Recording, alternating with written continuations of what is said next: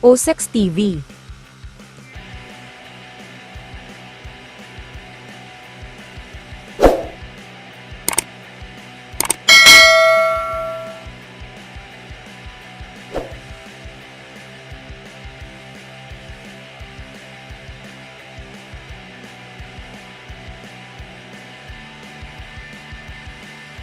Nagsigawan naman ang lahat ng hunter sa takot sa kanilang nasaksihan. Ang iba naman ay nagsitakbuhan na dahil humakbang pa ulit ang higanteng estatwa, para tapakan naman ang iba. Natalisod ang isang hunter at humingi ito ng tulong. Nang walang tumulong sa kanya, ay napahagulgol na lang ito sa pag-iyak, at siya ang sunod na tinapakan ng higanteng estatwa.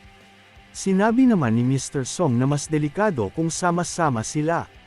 Maghiwa-hiwalay muna sila sa ngayon. Sumang-ayon naman dito si Sung Jinwoo habang akay-akay niya si Miss Ju-hee.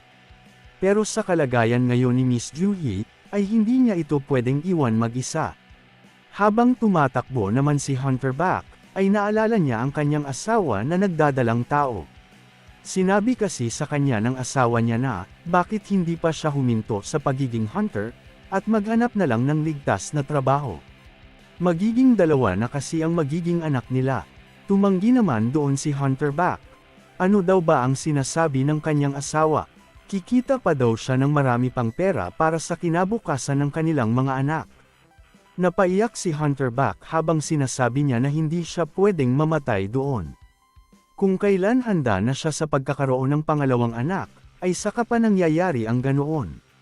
Pumunta si Hunter Back sa may gilid kung saan, nakatayo ang mga estatwang mandirigma. Tinawag niya ang kanyang mga kasama, at sinabi niya na doon sila pumunta at baka maging ligtas sila doon. Gulat namang sinigawan ni Mr. Kim si Hunter Back na, ilagan niya ang atakeng iyon mula sa likuran niya. Pero huli na, tinaga ng estatwang mandirigma na may hawak na espada, si Hunter Back sa gitna at nahati sa dalawa ang kanyang katawan. Pinagpapaslang din ng mga bantay na estatwang mandirigma, ang ibang mga hunter. Tinuog ng sibat ang isang hunter. Hinati naman ang katawan ng isa pang hunter gamit ang espada. Naputulan naman ng braso ang isa. Isip ng isip si Sung Jinwoo kung paanong pagpupuri ba ang gusto ng higanteng estatwang iyon.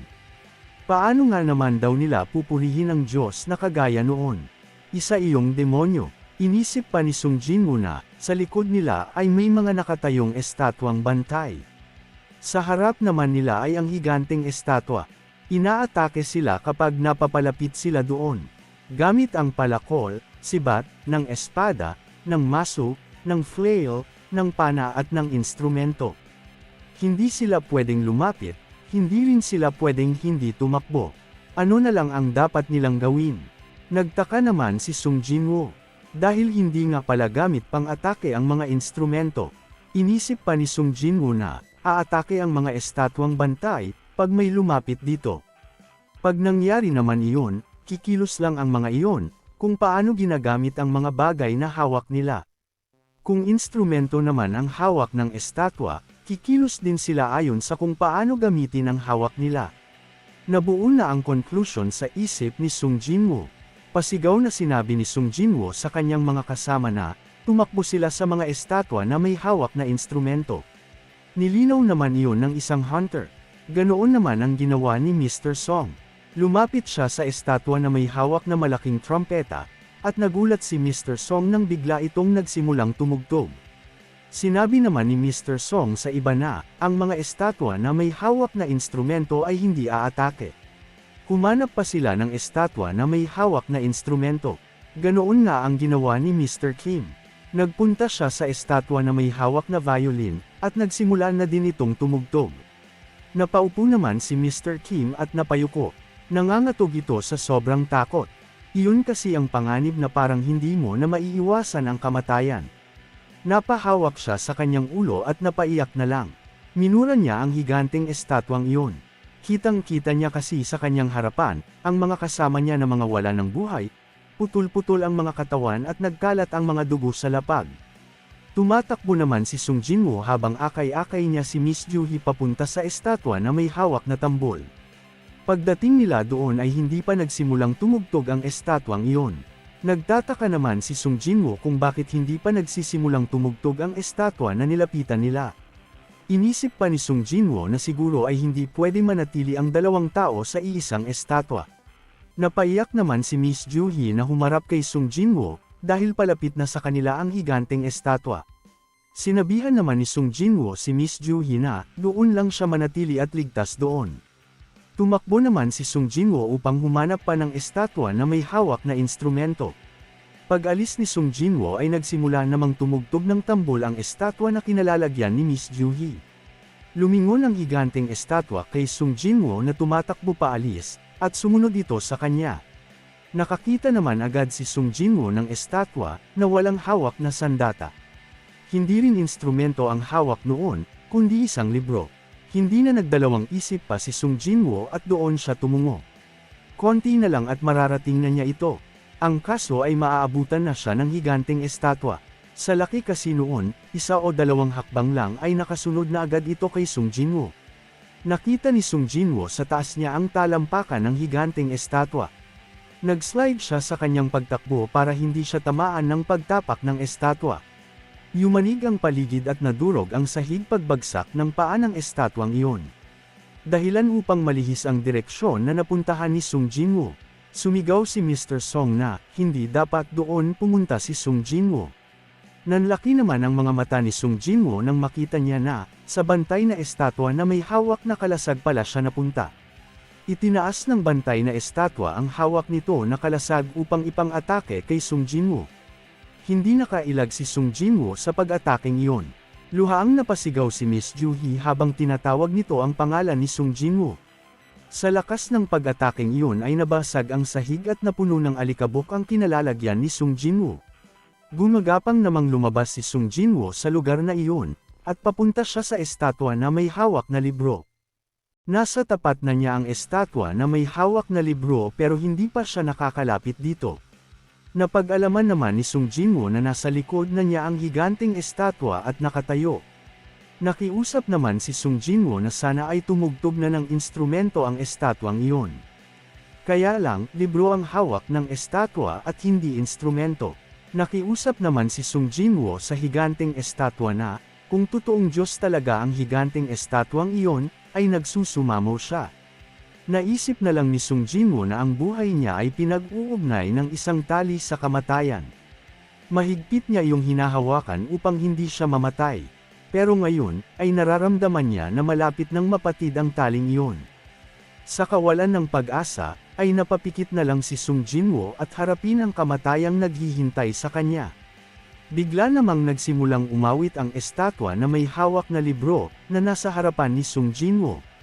Napuno ng tinig awitin, ang kabuuan ng silid na iyon. Tumalikod naman ang higanteng estatwa, at umalis na ito pabalik sa tronong kanyang inuupuan. Patakbo namang nilapitan ni Miss Ju-hee si Sung Jinwoo, at kinamusta nito ang kanyang kalagayan.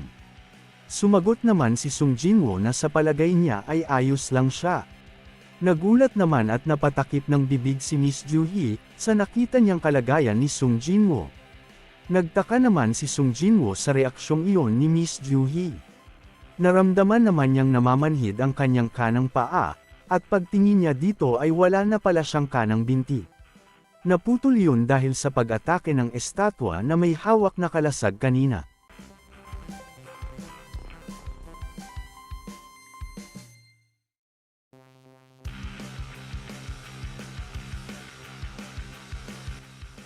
Ginagamot naman ni Miss Ju-hee ang naputol na binti ni Sung Jinwoo. Hindi yun kaya ni Miss Ju-hee na ibalik sa dati noong ayos, pero mapapatigil niya ang pagdurugo noon at mapaghilam ang sugat. Pero hindi na mapaghilam ni Miss Ju-hee ang sugat noon. Sinabi naman dito ni Sung Jinwoo na ayos na ang pakiramdam niya at pwede na itong huminto sa ginagawa niyang paggagamot. Alam kasi ni Sung Jinwoo ang limitasyon ng kakayahan ni Miss Ju-hee. At umabot na iyon doon. Nangako naman si Miss Ju-hee na kaunti pa at magagamot na niya ng tuluyan si Sung Jinwoo. Bigla namang napaubo si Miss Ju-hee na may kasamang dugo. Nag-alala naman si Mr. Song kay Miss Ju-hee. Sinabi naman ni Mr. Kim na grabe ang nangyari kay Sung Jinwoo. Pero kahit na papaano ay nagawa nitong makaligtas. 17 silang pumasok sa silid na iyon, pero ngayon 6 na lang silang natira. At ang dalawa ay malala ang natamong pinsala. Sinisisi naman ni Mr. Kim si Mr. Song sa mga nangyari. Nakakalungkot nga na nawalan ito ng isang braso, pero nangyari ang lahat ng iyon dahil sa padalos-dalos niyang desisyon bilang isang namumuno sa kanila. Sinabi pa dito ni Mr. Kim na, kung nakahanda daw ba siyang harapin ang kaparusahan. Sumang-ayon naman doon si Mr. Song Chi-yul. Nagulat naman ang lahat nang tumayo ulit ang higanting estatwa sa kanyang kinauupuan. Hinihintay nila kung anong kilos naman ang susunod nitong gagawin. Itinaas nito ng bahagya ang kanyang kamay. At sa gitna ng silid na iyon, ay may umaangat na bilog na bagay doon. Habang umaangat ito ay malakas na yumayanig ang buong silid. Nagtaka naman ang lahat nang matapos na ang nangyayaring iyon. Tumambad sa kanila ang bilog na bagay na iyon, at wala silang idea kung bakit lumabas ang bagay na iyon. Nagsalita naman si Sung Jinwoo na isa iyong altar. Napatingin naman ang lahat kay Sung Jinwoo at nagtanong kung bakit alam niya iyon. Sumagot naman si Sung Jinwoo na, ginagamit ang bagay na iyon, kapag nag-aalay sila ng buhay para sa Diyos nila. Mga baka, mga baboy, tupa, mga bata, birhen at iba pa. At ang huling kautusan ay, patunayan ang iyong pananampalataya. Natigilan naman si Mr. Song sa sinabing iyon ni Sung Jinwoo. Naisip naman ni Sung Jinwoo na siguradong iyon na ang huling pagsubok. Nag-isip ng mabuti si Mr. Kim at sinabi niya na, kahit gaano pa siya katanga ay siguradong alam niya kung ano na ang nangyayari ngayon. Naglabas naman ng kapangyarihan si Mr. Kim sa kanyang kaliwang kamay at hinugot niya dito ang kanyang espada. Habang tinatanong niya si Mr. Song na, ang ibig sabihin niyan ay kailangan nila ng iaalay, kung hindi siya nagkakamali. Sabay itinutok niya ang kanyang espada sa leeg ni Mr. Song. Sino daw ba ang nagdala sa kanila doon? At iyon ay si Mr. Song Chi-yul. May isang tao na ipinagmamalaki ang kanyang asawa at 2 anak pero sa huli ay nahati ang katawan niya sa 2. At may 10 tao pa ang pinaslang din. At tinanong pa ni Mr. Kim si Mr. Song na, hindi ba at sumang-ayon ito na aakuin niya lahat ng responsibilidad kani-kanina lang? Ngayon ay dapat na niya itong patunayan. Nagsalita naman si Sung Jinwoo na, siya din daw ay. Pinahinto ito sa pagsasalita ni Mr. Kim. Sabi naman ni Mr. Song na, tama si Mr. Kim. Inako na niya ang responsibilidad. Pupunta siya sa altar ng mag-isa. At nakiusap si Mr. Song na wag silang lalapit sa kanya doon. Gustong subukan ni Sung Jinwoo na pigilan si Mr. Song, pero pinigilan siya ni Miss Juhee dahil baka magdugo na naman ang kanyang sugat. Naisip naman ni Sung Jinwoo na hindi iyon kasalanan ni Mr. Song. Lahat kasi sila ay bumoto na pumunta doon. Isang kaduwagan lang ang magsasabi na kasalanan iyon lahat ni Mr. Song. Humakbang naman si Mr. Song patungo sa lugar kung nasan ang altar. Nang makalapit na siya doon, ay may lumitaw na pulang apoy sa bilog na nakapalibot sa bilog na altar na iyon. Ipinagtaka iyon ni Mr. Kim at ng ibang mga hunter na natira sa kanila. Ano ba daw ang nangyayari? Tinawag naman ni Mr. Song si Sung Jinwoo at tinanong niya ito na, hindi pa ba iyon ang dapat pa na gawin? Nagtaka naman si Sung Jinwoo at inisip niya na, isang apoy ang lumabas. Ano ang ibig sabihin noon? Hindi ba at gusto nila ang may magsakripisyo? Tumingin naman si Sung Jinwoo kay Miss Juhee na patuloy pa din sa paggagamot sa kanya. Nagsalita naman si Sung Jinwoo na kung sino ang pwedeng tumulong sa kanya na makatayo.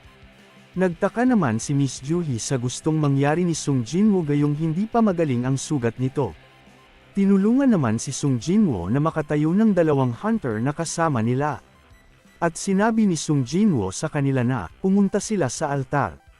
Nagulat naman sa sinabing iyon, ang hunter na tumulong kay Sung Jinwoo na makatayo. Ayos lang daw iyon sabi ni Sung Jinwoo. Lumakad na sila papunta kung saan, ay naghihintay si Mr. Song sa altar. Tinawag naman ni Miss Juhee si Sung Jinwoo na nag-aalala. Sa pagpasok nilang 3 sa loob ng bilog, ay lumabas naman ang 3 pang apoy. Nagulat naman ang lahat dahil dito. Naisip ni Sung Jinwoo na ganoon din ang nangyari gaya nung unang pumasok si Mr. Song doon. Tinanong ni Sung Jinwoo si Mr. Song kung iniisip ba nito na maililigtas pa ba sila ng ibang mga hunter kung mananatili pa sila doon.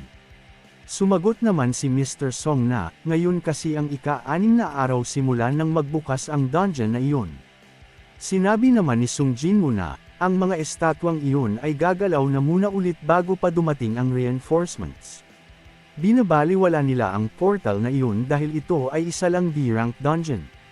Sumagot naman si Mr. Song na, kung sa bagay wala naman daw bago sa mga ginagawa ng mga guild. Tuluyang magbubukas ang portal pagkatapos ng 7 araw. Magsisilabasan ang mga halimaw doon kapag tuluyang nagbukas ang portal.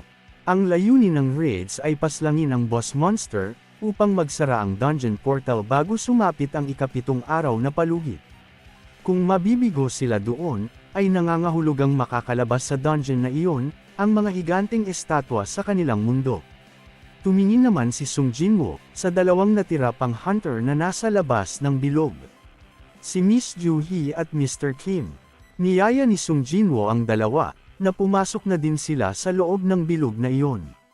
Sa bawat tao na nasa altar, ay lumalabas ang apoy. Siguradong ang pagsubok ay magsisimula lang pag ang lahat ay nandito na sa altar. Nagkatinginan naman sila Miss Ju Hee at Mr. Kim kung pupunta ba sila doon o hindi. Wala naman sila magagawa kundi gawin na lang ang bagay na iyon. Humakbang na sila papunta sa altar. Pagpasok nila sa loob ay lumitaw ang 2 pang apoy.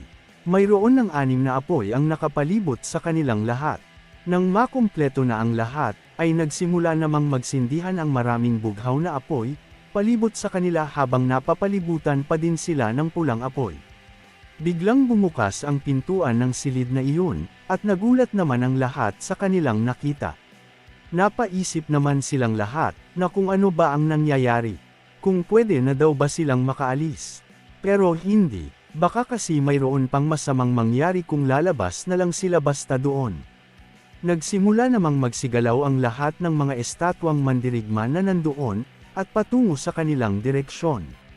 Gulat at natakot naman sila dahil malapit na sa kanila ang mga higanteng mandirigma. Hindi na nila alam ang kanilang gagawin.